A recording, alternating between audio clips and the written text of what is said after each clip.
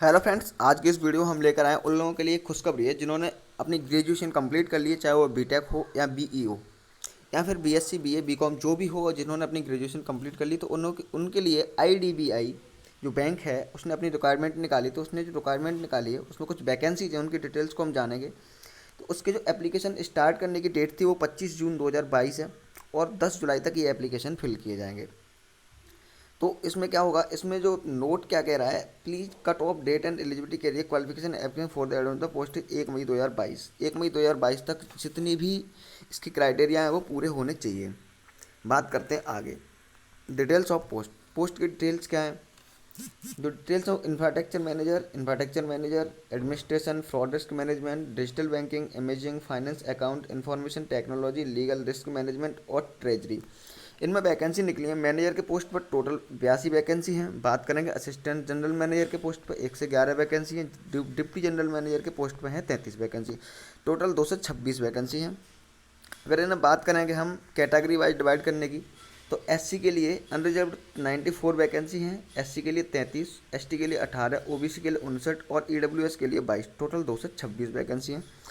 और जो PWD candidate हैं उनके लिए 2, 2, 4, 5, 6 और 3 9 वैकेंसी रिजर्व कर दी गई हैं। बात करेंगे एजुकेशन की। अगर आप जाना चाह रहे हैं इंफ्रास्ट्रक्चर मैनेजमेंट डिपार्टमेंट अर्थात आईएमडी में, तो आपके पास होनी चाहिए बीटेक या बीई जो 60% मार्क जो मिनिमम होनी चाहिए। अगर आप सीजीपीए है तो 6.5 होना चाहिए या 55% मार्क से एबव होना चाहिए। और आपके एक्सपीरियंस की बात करेंगे तो 6 ईयर मिनिमम एक्सपीरियंस भी मांगा है इसमें। बात करेंगे सिक्योरिटी ऑफिसर की, तो सिक्योरिटी ऑफिसर के लिए आप ग्रेजुएशन होनी चाहिए, बस वो किसी भी स्ट्रीम से हो, चाहे वो साइंस से हो, चाहे वो आर्ट्स से हो, चाहे वो कॉमर्स से हो, इससे कोई मतलब नहीं, चाहे वो इंजीनियरिंग से हो। इसमें एक्सपीरियंस मांगा है 3 साल का, एटलीस्ट 2 साल का तो होना ही चाहिए। बात करेंगे एडमिनिस्ट्रेशन की, तो एडमिनिस्ट्रेशन में जो राज्यसभा की बात है तो डिप्टी जनरल मैनेजर की बात करेंगे, मिनिमम एज 35 साल है, मैक्सिमम 45 साल है। Graduation degree phenomenal recognise board Hindi English किसी भी मीडियम से होनी चाहिए और एक्सपीरियंस 10 साल का मांगा है इसमें। बात करेंगे राज्यसभा एडमिनिस्ट्रेशन की जो पोस्ट है उसके लिए, असिस्टेंट मैनेजर की जो पोस्ट है उसके लिए, तो इसके लिए भी हमारे पास डिग्री होनी चाहिए और मिनिमम एक्सपीरियंस 6 साल का होना चाहिए। फ्रॉड रिस्क मैनेजमेंट की बात करेंगे उसके लिए भी हमारे पास ग्रेजुएशन होनी चाहिए और मिनिमम एज 35 से 45 साल होनी चाहिए, 10 साल का एक्सपीरियंस होना चाहिए।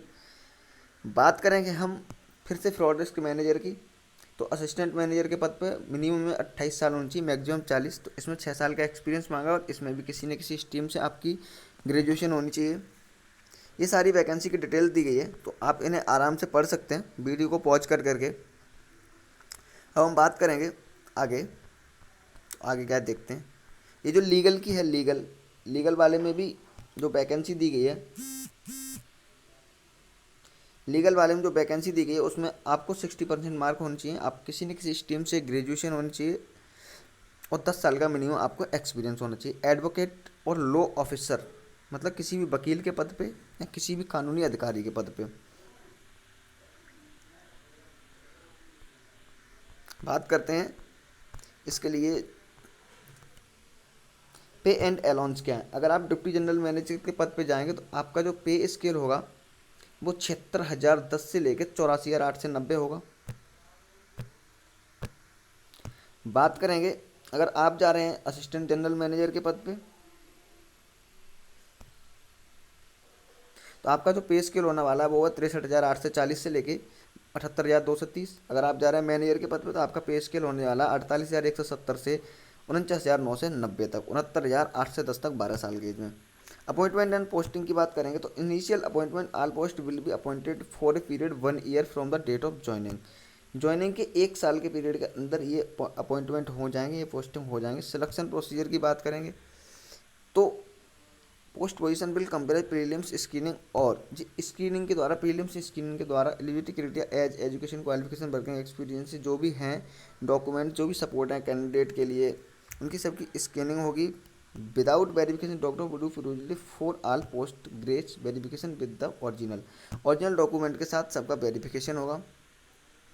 बात करेंगे आपका जो पर्सनल आईडी होगी और मोबाइल नंबर होगा वो वैलिड होना चाहिए। Please should keep to all activity till completion requirement process. ये सारी जो रिक्वायरमेंट की जितनी प्रोसेस है उनको फिलफिल करना चाहिए।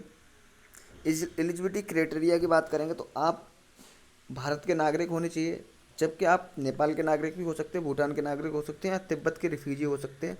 ये लोग जो 1 जनवरी 1962 से पहले इंडिया में आ चुके हैं, ये लोग भारत, अब उन्होंने भारत में परमानेंट रहने के लिए सेटिंग कर रखी है, ये लोग इसके लिए अप्लाई कर सकते हैं। डिप्टी जनरल के लिए जो मिनिमम एज है वो 35 से 45 साल है। बात करेंगे असिस्टेंट जनरल के लिए 28 से 40 है, 28 से 40। और बात करें अगर मैनेजर ग्रेड भी तो 25 से 35 साल की उम्र है। कैटेगरी एससी कैटेगरी में एज रिलैक्सेशन 5 साल है, अदर बैकवर्ड में 3 साल है, पर डिसेबिलिटी वाले के लिए 10 साल है, और एक्स सर्विसमैन के लिए 5 साल है। पर्सनल अफेक्टेड बाई 1984 राइट्स के लिए 5 साल है। रिजर्वेशन है एसटी एसटी के लिए जो गवर्नमेंट की गाइडलाइन के अनुसार है, इंडिया की गवर्नमेंट के। विजुअली इंस्पायर्ड, आगे बात करेंगे हीरिंग इम्पायरमेंट की बात करेंगे तो मीन्स लॉस ऑफ 60 डेसिबल या more, better ear conversation range of frequency. आपको जो सुनने की क्षमता होनी चाहिए बहुत अच्छी होनी चाहिए। Ex serviceman, only those candidate shall be trained ex serviceman field revisor disciplinary led and the government of India ministry of home affairs. Ex serviceman के लिए यहाँ पे एक रूल है, वही लोग अप्लाई कर सकते हैं जो इस रूल को फॉलो करते हैं।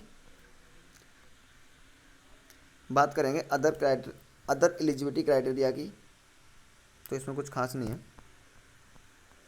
अब हम बात करते हैं फीस के बारे में, क्या होगी एप्लीकेशन फ़ीस क्या होगी। एसटी और पीडब्ल्यू के लिए फ़ीस 200 रुपये है। कितनी है फीस? 200 रुपये है, जबकि जनरल और ईडब्ल्यूएस ओबीसी के लिए 1000 रुपये है। मोड ऑफ पेमेंट कैंडिडेट रुपए, visa, master card, maestro card, credit card, internet banking, IMPS, cash card, mobile banking, wallets, किसी से भी ट्रांजैक्शन कर सकता है। सक्सेसफुल रिसिप्ट होनी चाहिए उसके पास। अप्लाई करने के लिए आपको जाना होगा www.idbibank.com वेबसाइट पर, यहाँ आप सरकारी डीएल पर जाके यहाँ से अप्लाई कर सकते हैं। आपको फाइनल सबमिशन के बाद आपके कोई चेंज नहीं होगा। फाइनल सबमिट होने के बाद no change permitted after click on final submission. अगर आपने एक बार फाइनल सबमिट कर दिया उसके बाद आपका कोई भी चेंज नहीं हो सकता उसमें। आइडेंटिटी वेरिफिकेशन के लिए आपको PAN card, passport, driving licence, voter card should be submitted and invited for verification. जो वहाँ पे चेक कर रहा है उसके लिए आपको इसमें से कोई एक सबमिट करना पड़ेगा। General instruction cut off date 1 मई 2022।